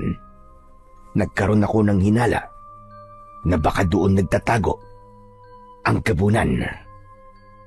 Lumapit ako sa pwesto at pikit mata kong pumasok doon. Namangha ako dahil malawak pala ang loob ng kuweba. Sa tagal ko sa baryo namin at makailang beses na akong nakapunta sa gubat, ay noon ko lang nalaman na meron pala dong ganung kuweba. Naglakad-lakad ako habang panayanling ako sa paligid. Bigla akong tumigil sa paglalakad nang may narinig akong kaluskos sa aking unahan. Napalunok ako at hinigpitan ko ang pagkakahawak ko sa hawak kong itak. Sana naman ay yung gabunan na yun para mapatay ko na siya. Naglakad akong muli hanggang sa nakarating na ako sa dulo ng kuweba. Wala akong ibang nakita roon kundi malalaking bato. Teka, mukhang wala naman dito yung gabunan eh. Ang mabuti pa kaya lumabas na ako. Pagtalikod ko ay natigilan ako nang isang ahas ang nakita ko na mabilis na papalapit sa akin. May kalakihan ng ahas at halos kasintaba siya ng isa kong binti. Sa gulat ko ay hindi ko nagawang makagalaw. Hindi ko rin naisip na gamitin ang itak laban sa ahas dahil pakiramdam ko ay biglang nablangko ang aking utak. Nang malapit na sa akin ng ahas ay isang itim na nilalang ang mabilis na sumulpot sa aking harapan. Dinampot niya ang ahas sa ulo at dinurog niya yon gamit lamang ang kanyang mga kamay. Marahang pumihit ang nilalang paharap sa akin. Nagimbal ako ng todo nang malaman ko na yun ay ang gabunan. Napanganga ako. Mas lalo kong hindi nakagalaw sa kinatatayuan ko. Bago ko makita ang gabunan, ay ilang beses kong inisip kung ano ang gagawin ko sa kanya sa sandaling makaharap ko na siya.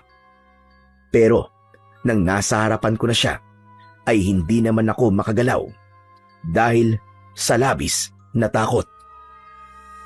Nanlilisik ang mga mata ng gabunan para yung nagbabagang apoy sa dilim. Parang anumang sandali ay sasakmalin niya na ako at kakainin. Ngunit biglang napaluhod sa lupa ang gabunan at sinapo niya ang sugat sa kanyang dibdib. Bumakas ang labis na sakit sa kanyang muka. Hindi ko alam, pero imbis na patayin ko ang gabunan, ay nakaramdam pa ako ng awa para sa kanya. Nagdadalawang isip ko siyang nilapitan. Inilapat ko ang kamay ko sa likod niya, pero bigla siyang umangil. Kaya naman, napaatras ako. Umalis ka na rito, bata. Hindi ka dapat nagpupunta sa kuwebang ito. Dahil minsan ay may mga naliligaw na ahas dito. Gusto ko lang pong magpasalamat sa pagliligtas niyo po sa akin kanina. Kung hindi niyo po pinatay yung ahas, ay baka natuklaw o nalingkis na po ako nun at nilunok ng buo. Pero, Mamang Gabunan, bakit niyo po ako niligtas? Bakit niyo po yung ginawa? Hindi po ba isa po kayong gabunan? Dapat po, hinayaan niyo na lang po akong atakihin ng ahas para mas madali niyo po akong makakain. Tama ka, bata. Isa nga akong gabunan. Pero hindi lahat ng gaya ko ay pumapatay ng mga tao. At natatandaan kita. Ikaw yung batang kasama ng lalaking umatake sa akin kagabi. Ang totoo po niyan ginawa po niya akong pain para po sa inyo. Iniisip niyo ba na kaya ako lumapit sa inyo ay para patayin at gawin kang pagkain? Nagkakamali kayo. Lumapit ako sa inyo para ipaalam na wala ako sa gubat na ito para umatake sa inyong baryo. Nandito ako para manirahan ng mapayapa. Inunahan lang ako ng pag-atake ng lalaking kasama mo. Kaya hindi na ako nakapagsalita. Doon kasi sa pinanggalingan kong lugar ay tinutugis ako ng mga tao. Ang akala kasi nila ay masama kong uri ng aswang. Tinitigan ko ang gabunan. Hindi ako makapaniwala na may gabunan pala na kagaya niya. Yung hindi na may merwisyo sa mga tao at ang tanging gusto lang ay mabuhay ng mapayapa. Doon ko napagtanto na marami pa pala akong hindi nalalaman tungkol sa mga aswang at kung paano sila mamuhay. Mamang Gabunan, pasensya na po kayo. Kung alam lang po sana namin na ganun po ang dahilan kung bakit po kayo nandito sa gubat, ay hindi na sana kayo inatake ni Kuya Rodel. Ano bang klaseng sandata ang ginamit niya sa akin? Bakit hindi ko magawang mapagaling ang sugat ko? Kahit ilang beses ko nang dinilaan ang mga ito.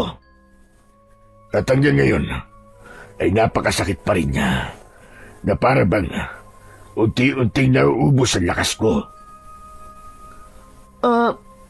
Yun po kasi ang balaraw ng tatay kong manunugis na ang pangalan po ay Tomas.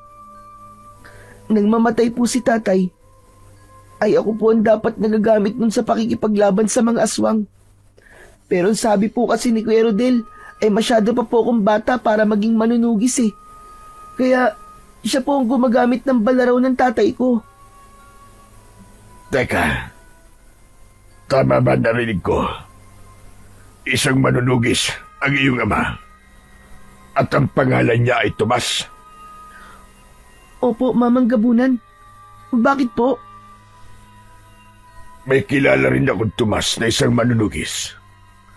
Binata pa lamang siya nung nakilala ko siya. At gaya ng iyong ama, ay meron din siyang gamit na balarawa. Nung una, ay tinugis niya ako dahil kailangan niya ang aking dugo.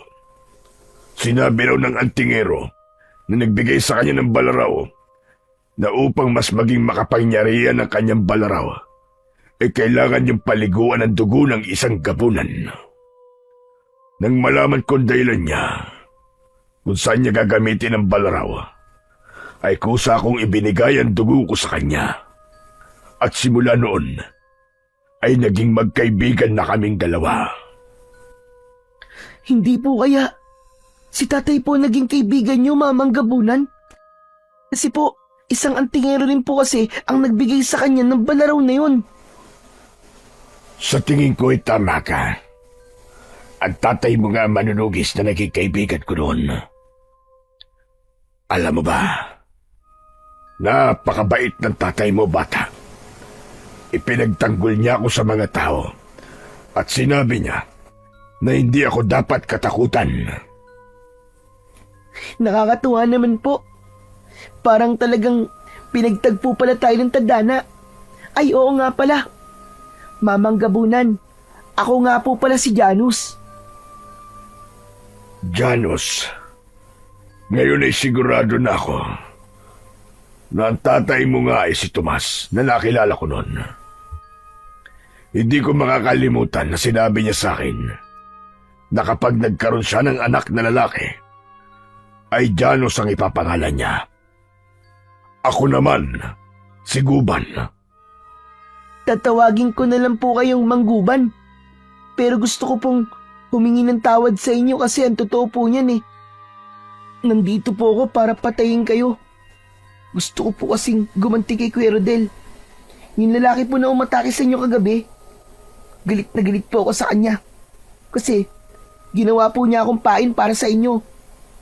Kapag ako po kasi ang nakapatay sa inyo, ay sigurado pong mapapahiya siya sa mga tao sa baryo namin. Bakit hindi mo pa ako patayin? Para makaganti ka na sa lalaking yun. Hawak mo ng itak. Hindi na ako makakalaban dahil napakasakit pa ng mga sugat ko. At nangihina pa ako. Hindi po, Mangguban. Hindi ko na po kayo papatayin dahil nalaman ko po na mabait naman po pala kayo. Tapos, kaibigan pa po kayo ni tatay. Hayaan nyo na lang po akong bumawi sa inyo. Gagamutin ko po ang sugat nyo. At paano mo naman gagawin yun? Isa kang batang albularyo ba? May kaalaman ka ba sa panggagamot? Wala po. Pero, magtatanong po kay Mang Celso. Mahusay po na albularyo siya sa baryo namin. Itatanong ko po sa kanya kung ano po ang mabisang gamot sa sugat. Hindi na nagsalita ang Gabunan na si Guban. Tumitig siya sa akin pero wala na ang tapang sa kanyang muka. Bakit po ganyan po kayo makatingin sa akin? Wala lang. Naaalala ko kasi ang tatay mo. Nagdahil sa'yo. Hindi na ako nagtataka na mag-ama nga kayo dahil parehas kayong may mabuting kalooban. Kayong dalawa pa lang ang taong nagpakita sa akin ng kabutihan kahit isa kong Gabunan. Mangguban, itinuro po kasi sa akin ni tatay na kapag may nangangailangan daw po ng tulong at meron akong kayang itulong ay tumulong po ko. Pero Mangguban, aalis po muna ako at pupuntahan ko po muna si Mang Celso para makapagtanong na po ako sa kanya kung ano po ang gamot sa sugat. Huwag po kayong mag-alala kasi hindi ko po sasabihin sa kahit na sino na nandito po kayo. Lalo na po kay Kuya Rodel. Kasi po, gusto ka po niyang patayin. Babalikan ko po kayo kagad dito. Hintayin niyo po ako ah. Maraming salamat sa iyo, Janus. Salamat dahil pinatunayan mo na kahit isa kong Gabunan ay maaari pa rin akong makatanggap ng kabutihan sa isang tao na kagaya mo. Ngumiti ako kay Mangguban bago ako lumabas ng kuweba. Habang naglalakad ako palabas ng kuweba, ay hindi pa rin ako makapaniwala na ang Gabunan na nakilala ko ay naging kaibigan noon ni tatay. Nang makilala ko si Guban, ay nawala na ang takot ko sa kanya at naramdaman ko na totoo ang lahat ng sinabi niya. Pagkalabas ko ng gubat, ay dumiretso ko sa bahay ni Mang Celso. Itinanong ko sa kanya kung ano ang gamot sa sugat. Sinabi niya na maaari ko raw gamitin ang bayabas pero mas mabisa raw ang oregano. Sinabi niya sa akin kung ano ang dapat kong gawin. Tamang-tama kasi maraming tanim na oregano sa likod ng bahay namin.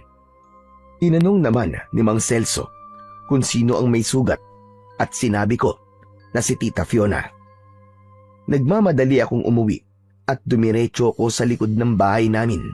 Habang kumukuha ko ng dahon ng oregano, ay nagulat ako nang marinig ko ang sigaw ni Tita Fiona sa likuran ko. Mabilis naman akong humarap sa kanya. Bakit ngayon ka lang bumalik, ha? Ang sabi mo'y kukuha ka lang ng panggatong sa gubat. O siya, nasaan ang mga panggatong na nakuha mo? Ano po kasi, Hindi po ako nakakuha kasi inaya po ako ni Nabentong na maglaro po ng patintero. Ganun nga po. Pambihira. Talagang inuna mo pa ang paglalaro. Ang tamad mo talagang bata ka. Marami pa naman po tayong panggatong, tita eh. Gusto ko lang po sanang magdagdag. Ay nako, ewan ko ba sa'yo. Puro ka nalang palusot. At yan, bakit ka kumukuha dyan ng daon ng oregano? Saan mo gagamitin ang mga yan? Sa ano po? Maglalaro po kami ng baybayan. Gagamitin po namin ito na pera-perahan. Ay nako, tama na nga ang laro-laro na yan. Magsaing ka na at malapit na tayong kumain. Huwag ka nang umapila dahil makakatikim ka ng palo sa akin. Sige na, bilisan mo. Sinunod ko na lang ang inutos ni Tita Fiona dahil baka magduda siya kapag inuna ko ang pagkuha sa dahon ng oregano. Yun nga lang, hindi ko maiwasang mag-alala para kay Guban dahil alam ko na kailangan magamot kagad ang mga sugat niya. Pagkatapos naming mananghalian ay naging sunod-sunod na ang utos ni na Tita Fiona at Rodel sa akin. Pagkakataon ko na sana yon para puntahan si Guban pero hindi ko nagawa. Hanggang sa kumagat na ang dilim, habang kumakain sina Tita Fiona at Rodel ay muli nilang pinag-usapan yung gabunan. Oo nga pala, Rodel. Pupunta ka ba ngayon sa gubat para patayin yung gabunan? Oo, Nay.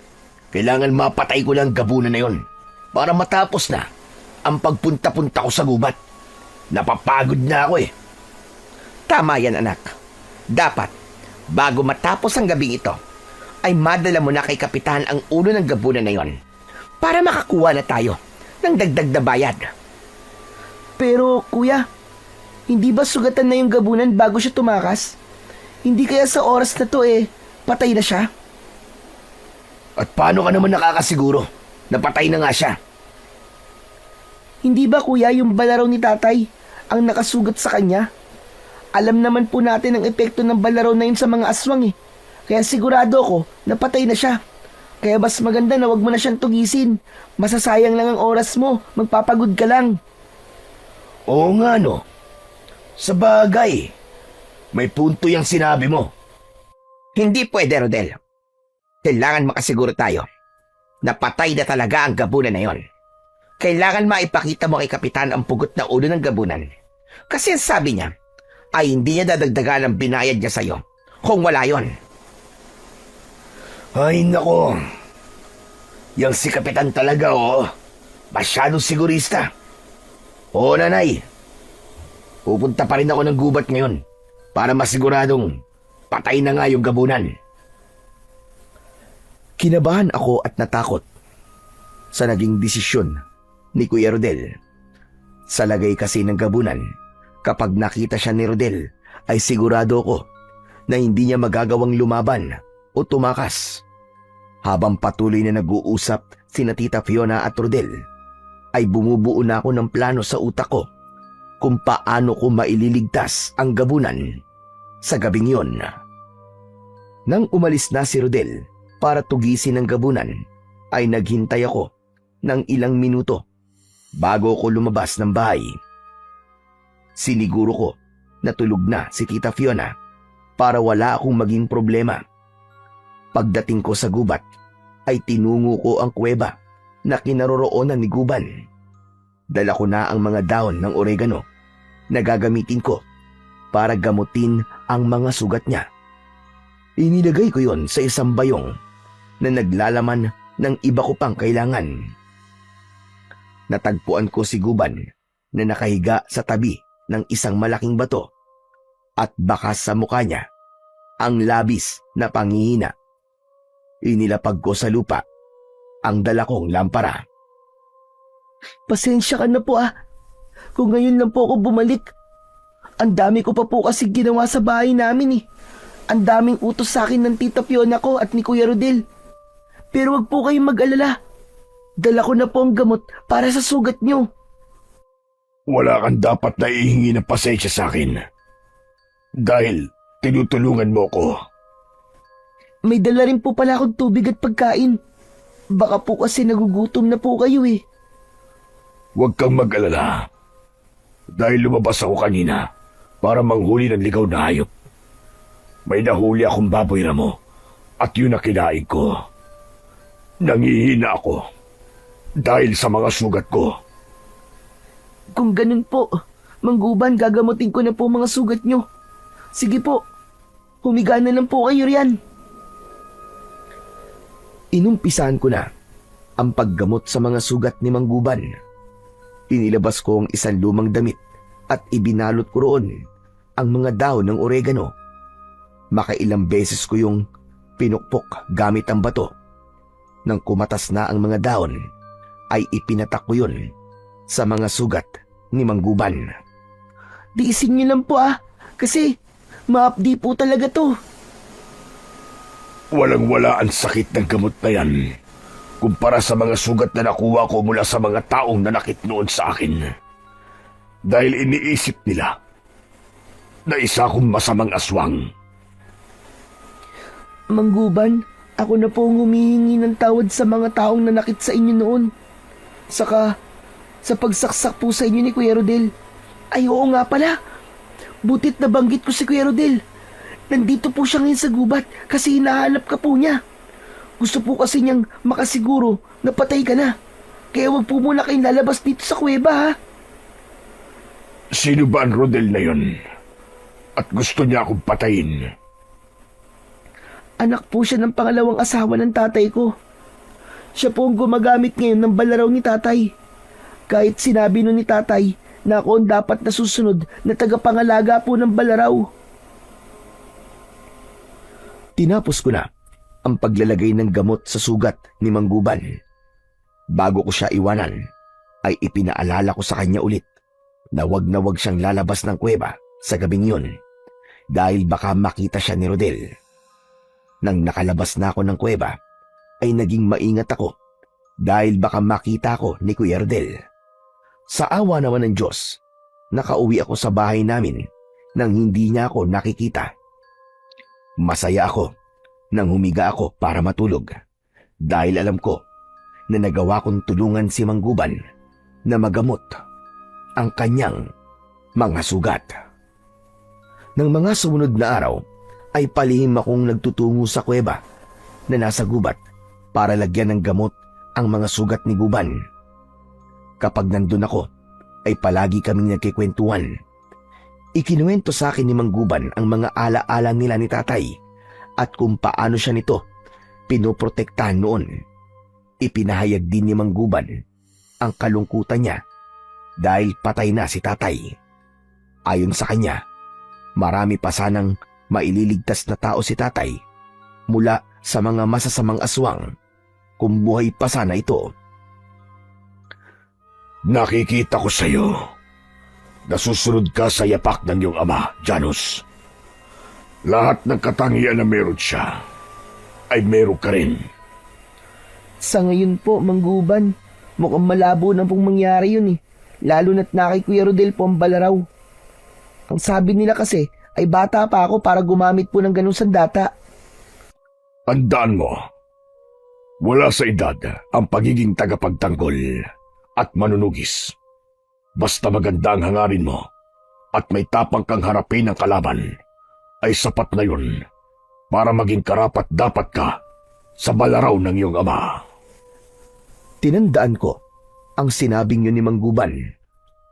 Kahit paano ay muli akong nagkaroon ng pag-asa na darating ang tamang panahon at magiging isa rin akong manunugis na kagaya ng aking ama. Nagpatuloy ako sa pagdalaw kay Mangguban sa kuweba. Naging mabagal ang paghilom ng mga sugat niya dahil sa yun ay sugat mula sa balaraw ni tatay. Ngunit isang umaga, habang abala ko sa paghahain ng almusal, ay nagulat ako nang malakas na tinawag ni Rodel si Tita Fiona. Humahangos na pinuntahan ni Tita si Rodel sa kwarto nito. Dahil sa kuryosidad ay sumunod na rin ako roon. Nagimbal ako nang makita ko Nahawak ni Rodel ang balaraw at puno yun ng makapal na kalawang. Diyos ko! Ano nangyari sa balaraw? Bakit nagkaroon niya ng mga kalawang? Hindi ko nga rin po alam eh. Pagising ko, ganito lang itsura nito. Kagabi naman hindi pa to ganito eh. Baka naman, napasayan ng itabi mo. Sigurado ako, Nay, na tuyong-tuyo to bago ko to itabi kagabi. Nay, kahit basa pa ito kagabi, ay imposibleng magkaroon to agad ng ganito kakapal na kalawang. Anong imposible? Tingnan mo nga, at kasing kapal ng mukha mo ang kalawang niyan. Pero, tita, hindi po ba sabi nun ni tatay ay hindi kinakalawang ang balaraw na yan? Manahimik ka nga. Walang may tutulong ang mga sinasabi mo sa problema ko ngayon. Hindi ko magagamit sa pakikipaglaban ng balaraw na to ng ganito. Hindi ko na nararamdaman ang kapangyarihan ng balaraw.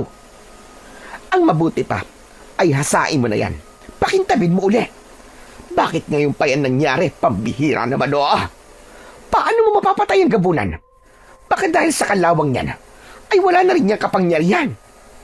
Ay nako, bakit kasi hindi mo iniingatan ng balaraw eh? Nagmamadaling nagpunta si Rodel at si Tita Fiona sa likod ng bahay. Sinundan ko sila roon. Sinimulang hasain ni Rodel ang balaraw. Pero lumipas ang ilang minuto ay hindi man lang nabawasan ang kalawang na meron yon. Natakot ako dahil baka nawalan na ng bisa laban sa mga aswang ang balaraw ni tatay. Kung bakit yun nangyari ay wala akong ideya. Hanggang sa tila sumuko na si Rodel at naiinis niyang itinapon ang balaraw. Nagulat ako kasi tumingin siya sa akin habang nanlilisik ang kanyang mga mata. Lumapit siya at hinawakan niya ang damit ko. Ikaw na hayop kang bata ka. Ikaw ang may kagagawa nito eh. Hindi ba't sinabi mo na sana ay mawala ng kapangyarihan ng balaraw? Malamang, nagkatotoo ang sinabi mo. Nagdilang demonyo ka. Tama na yan, Rodel. Huwag mong sayangin ang oras mo sa batang yan. Walang kapangyarihan ang salita niya, kaya imposibleng siya ang dahilan kung bakit kinalawang ang balaraw. Buisit talaga. Iyon ang gagamitin ko ngayon sa pakikipaglaban sa mga aswang. Lalo na sa pesting gabunan na hanggang ngayon ay hindi ko pa sigurado kung patay na ba o buhay pa. Mag-isip tayo ng paraan. Basta, hindi pwedeng malaman ng mga tao ang nangyari sa balaraw mo. Dahil kapag nalaman nila na wala na yung kapangyarihan, ay siguradong hihinto na sila sa pagbabayad sa iyo. Kaya ikaw, Janos, huwag mong sasabihin sa iba ang nangyari sa balaraw, ha? Nagkakaintindihan ba tayo? Opo, pangako po. Wala po akong pagsasabihan na kahit na sino. Naglakad na pabalik sina Tita Fiona at Rodel sa loob ng bahay. Kinuha ko mula sa lupa ang balaraw. Sandali lang po. Paano po itong balaraw? Wala na yan silbi. Kung gusto mo, itapon mo. O kaya itago mo. Bahala ka na kung anong gusto mong gawin dyan. Nagpatuloy sila sa pagpasok sa bahay. Naiwan akong puno ng kalungkutan habang nakatingin sa balaraw. Hindi ako makapaniwala na mangyayari ang ganung bagay sa isang sandata na ginamit noon ni tatay para protektahan kaming lahat. Sigurado ko na kung nasaan man si tatay ay malungkot din siyang kagaya ko. Kinagabihan, nang tulog na sina Tita Fiona at Rodel, ay pinuntahan ko si Mangguban sa kuweba. Bukod sa mga dahon ng oregano, ay dinala ko rin ang balaraw. Pagdating ko sa kuweba, ay nilagyan ko kagad ng katas ng oregano ang mga sugat ni Mangguban. Kumusta na po ang pakiramdam nyo, Mangguban? Kumpara nung unang beses tayo nagkakilala, ay mas maayos na ako ngayon. Mabagal talaga ang paggaling ng mga sugat ko. Pero mabuti na ang ganito. Kesa naman, mas lumala pa ang nangyayari sa akin.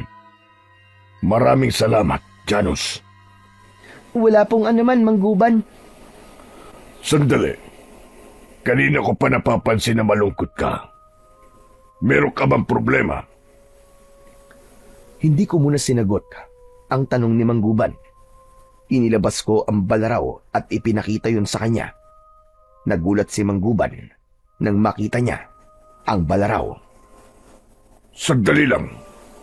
Hindi ba't yan ang sandata ng iyong ama? Anong nangyari? Bakit naging ganyan ang anyo niyan? Hindi ko nga rin po alam eh. Nagising na lang po si Kuya Rodel na puno na po ito ng kalawang. Lahat po kami nagtataka kung bakit ito naging ganito. At sabi po ni Kuya Rodel ay hindi niya na nararamdaman ang kapangyarihan ng balaraw. Kaya wala na raw po itong silbi. Sa pagkakaalam ko, at base na rin sa mga sinabi sa akin ni Tomas, ang balaraw na yan ay nilikha para sa kabutihan at panlaban sa kasamaan. Kung gagamitin yan sa maling paraan, ay mawawalan daw yan ng kapangyarihan. Kung ganun, mukhang alam ko na po kung bakit po ito naging ganito. Naniningil po kasi si Kuya Rodel ng pera sa mga tao sa baryo namin kapalit po ng pakikipaglaban niya po sa mga aswang. Siguro ang pagiging sakim niya po ang dahilan ng pagkawala ng kapangyarihan nitong balaraw. Nalulungkot po ako kasi sa tatay ko po ito Ito po ang matibay na alaala na nung nabubuhay pa po siya ay naging bayani siya sa aming baryo. Marang tinapik ni Mangguban ang likod ko. Hindi ko na napigilan ang pagpatak ng aking luwa. Nagtaka ko nang biglang kinagat ni Mangguban ang kanyang braso. Nakita ko ang pag-agos ng dugo niya mula sa sugat na siya mismo ang may gawa. Mangguban, ano pong ginagawa niyo? Bakit niyo po sinugatan ang sarili ninyo? Hindi ba ang dugo ko naging dahilan kung bakit naging mas makapangyarihan ang balaraw na yan? Subukan natin ulit kung may babalik din ba ng dugo ko ang kapangyarihan ng balaraw. Kinuha ni Mangguban ang balaraw at ipinatak niya sa talim nun ang kanyang dugo. Nang halos mapaliguan na ng dugo niya ang balaraw, ay namangha ako dahil mabilis na natunaw ang kalawang na naroon. Ibinalik niya sa akin ang balaraw. Ipinunas ko yun sa aking damit at mas lalo akong namangha dahil bumalik na yon sa orihinal nitong itsura. Kahit katiting na kalawang ay wala na akong nakita sa balaraw. Wow! Ang galing! Tama nga po kayo, Mangguban. Ang dugo niyo nga po ang makakapagpabalik ng kapangyarihan ng balaraw. Nararamdaman ko po ang kapangyarihan niya. Grabe! Ang lakas! Isang karangalan sa akin na ang dugo ko ang nakapagpabalik ng kapangyarihan ng isang sandata na ginagamit sa pakikipaglaban sa kasamaan. Ngayon, ikaw na ang nagmamay-ari niyan, Janos. Huwag ka nang papayag na makuha yan sa'yo ng kahit na sino. Tandaan mo, walang ibang karapat-dapat na gumamit niyan kundi tanging ikaw lamang. Dahil gaya ng iyong ama, ay may mabuti kang puso. Nangangako po ako sa inyo, Mangguban. At pati na rin po kay tatay. Na hindi ko po ito ibibigay kahit kanino. Lalong-lalo na po kay Kuya Rodel. Ganyan nga. Kahit bata ka pa lang ay dapat marunong ka ng manindigan sa kung ano ang sayo at kung ano ang tama. Sigurado ako na labis kang ipinagmamalaki ng tatay mo. Magsasalita pa sana ako nang bigla kong may narinig na kung ano sa loob ng aking utak. Tila may naririnig akong mga taong nagsisigawan. Nang ipikit ko ang mga mata ko, ay sandali kong nakita ang isang aswang na umaatake sa aming baryo. Sa pagbukas ko ng aking mga mata, ay habol ko ang aking paghinga. Bakit? Ano nangyari sa'yo? Parang sinabi po sa akin ng balaraw na may aswang po na umaatake sa baryo namin ngayon. Kung gano'n ay umalis ka na, ito na ang pagkakataon mo para ipakita sa lahat na karapat-dapat kang maging tagapangalaga ng balaraw ng iyong ama. Puno ng kumpiyansang tumango ako at walang pagdadalawang isip akong lumabas ng kuweba. Malaki ang naitulong ng mga sinabi sa akin ni Mang Guban. Yun na nagpalakas ng loob ko at nagparealize sa akin na kailangan kong pangalagaan ng Balaraw upang hindi na yun muling mapunta sa maling tao. Pagdating ko sa aming baryo, umalingaw-ngaw ang napakalakas na sigaw ng aswang. Humarap siya sa akin at galit na galit niya akong sinugod. Naramdaman ko ang isang puwersa na tila sumapi sa akin.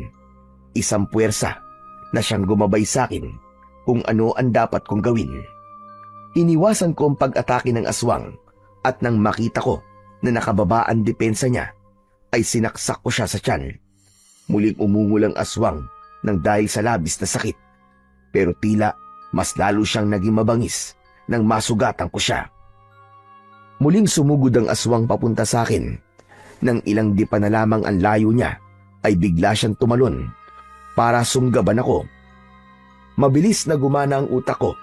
Lumuhod ako at nang malapit na siya, ay itinutok ko sa kanya ang balaraw. Sakto na bumaon ang balaraw sa noo ng aswang.